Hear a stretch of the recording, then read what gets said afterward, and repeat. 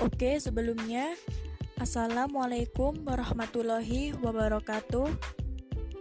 Perkenalkan, saya Midia Wulan Apriliani, NIM 192111253. Di sini saya akan melanjutkan presentasi dari rekan saya sebelumnya, yaitu Saudari Ajeng Kirana Yuni Islaini. Nah, di sini saya sendiri akan melanjutkan diskusi mengenai relevansi pemikiran tokoh bagi kemajuan studi tafsir Al-Quran. Nah, tentu saja yang akan saya bahas juga tentang tokoh Muhammad Abduh, seperti yang sudah dijelaskan oleh teman-teman saya sebelumnya.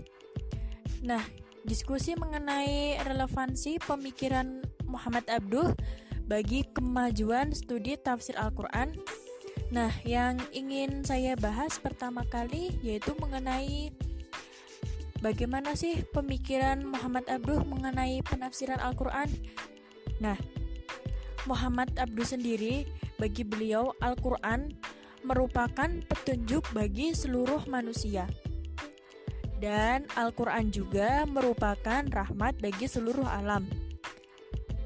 Di dalam Al-Quran mengandung kumpulan dasar-dasar peradaban dan tuntunan masyarakat yang sesuai dengan kemaslahatan manusia.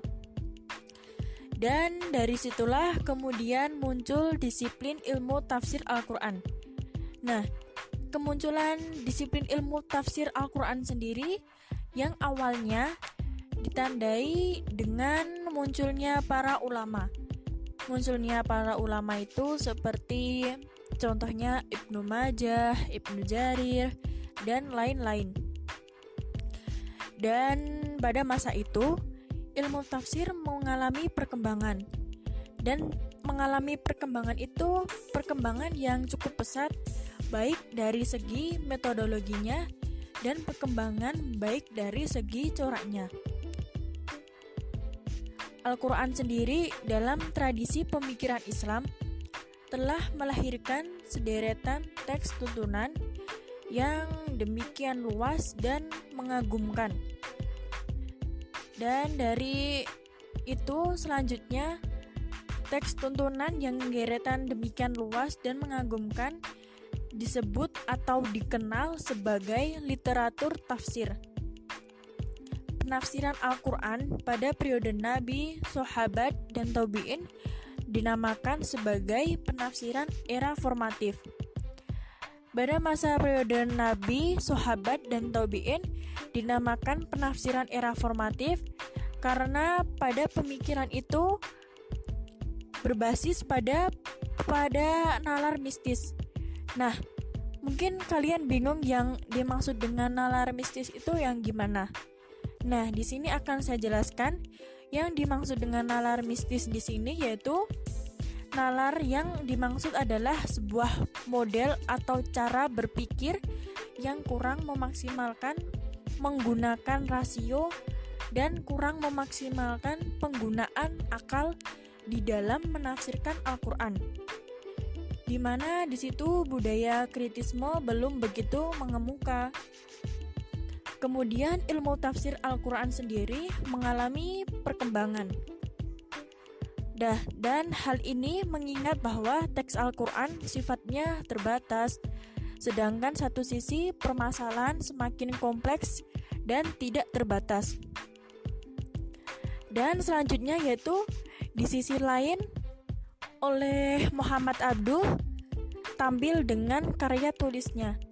Dan karya tulisnya itu juga termasuk ke dalam tafsir Al-Manar.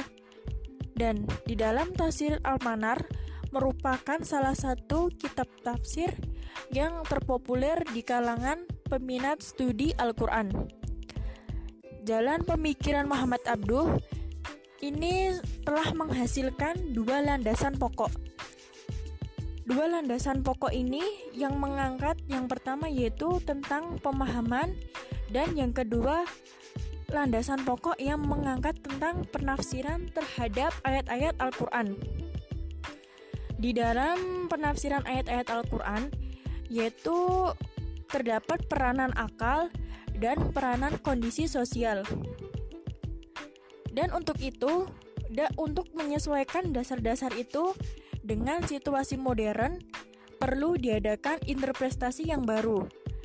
Dan untuk mengadakan interpretasi yang baru, untuk itu juga pintu ijtihad dibuka. Ijtihad sendiri menurut Muhammad Abduh bukan hanya boleh, melainkan penting. Dan itu justru perlu diadakan, tetapi harus juga dengan memenuhi syarat. Hanya orang-orang yang memenuhi syarat yang boleh berijtihad. Dan di sini juga menurut Muhammad Abduh, Al-Quran bukan semata ditujukan kepada hati manusia, tetapi juga untuk akal manusia. Di dalam Islam sendiri juga akal mempunyai kedudukan yang tinggi. Dan oleh sebab itu, Islam juga baginya adalah agama yang rasional. Mempergunakan akal adalah salah satu dari dasar-dasar Islam. Dan yang seperti kita tahu, iman seorang tidak akan sempurna kalau tidak didasarkan kepada akalnya.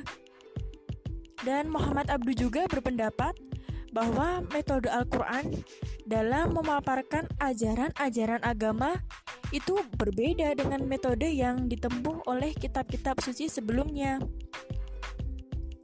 Dan maka dari sinilah di mana Al-Quran itu memaksakan dan menambahkan dengan membuktikan dengan argumentasi-argumentasi. Dalam bidang penafsiran, Muhammad Abduh sendiri mempunyai kedudukan yang tinggi karena Muhammad Abduh telah memengaruhi metode penafsiran, dan dia ketika dalam pandangan Muhammad Abduh, tafsir bukanlah hal yang mudah, tetapi perkara yang amat sangat sulit. Dan disinilah Muhammad Abduh ingin menjelaskan bahwa menjelaskan tentang Al-Quran kepada masyarakat luas dengan makna yang praktis, mudah dipahami, dan mudah diterima oleh akal manusia.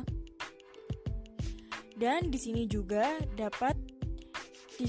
terdapat tafsir Al-Manar, di mana tafsir Manar ini memperkenalkan dirinya sebagai tafsir yang satu-satunya menghimpun riwayat yang sahih.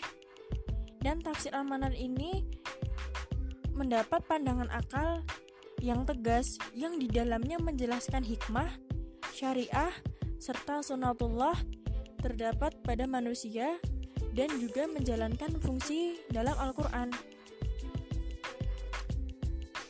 Terus sebagai petunjuk atau hidayah, adapun ciri penafsiran oleh Muhammad Abduh. Nah, yang pertama yaitu adapun ciri penafsiran Muhammad Abduh, yang pertama, Muhammad Abduh memandang setiap surat sebagai satu kesatuan ayat-ayat yang serasi. Yang kedua, penafsiran oleh Muhammad Abduh, ayat yang di dalam Al-Quran itu sifatnya umum. Yang ketiga, menurut Muhammad Abduh, Al-Quran adalah sumber akidah dalam hukum. Yang keempat, menurut Muhammad Abduh, penggunaan akal secara luas dalam memahami setiap ayat-ayat Al-Quran. Nah, yang kelima yaitu menentang dan memberantas taklid. Yang keenam yaitu mengenai kritis dalam menerima hadis-hadis Nabi. Yang ketujuh, teliti terhadap pendapat-pendapat para sahabat. Yang kedelapan, merelevansi penafsiran Al-Quran sesuai dengan kebutuhan masyarakat. Nah, yang selanjutnya yaitu mengenai ciri-ciri di atas merupakan salah satu sebab dimasukkannya tafsir Muhammad Abduh ke dalam corak adabi wal ijtimai. Ke dalam corak adabi wal ijtimai, ia berusaha memahami ayat yang dikaitkan dengan kehidupan sosial. Nah, alasan Muhammad Abduh adalah Al-Quran sebagai sumber petunjuk tentunya memiliki petunjuk untuk menyelesaikan permasalahan yang mulai dari kehidupan masyarakat, dan Al-Quran dapat menawarkan jalan keluar dan membimbing ke arah kemajuan. Sekian diskusi presentasi dari saya, kurang lebihnya mohon maaf. Wassalamualaikum warahmatullahi wabarakatuh.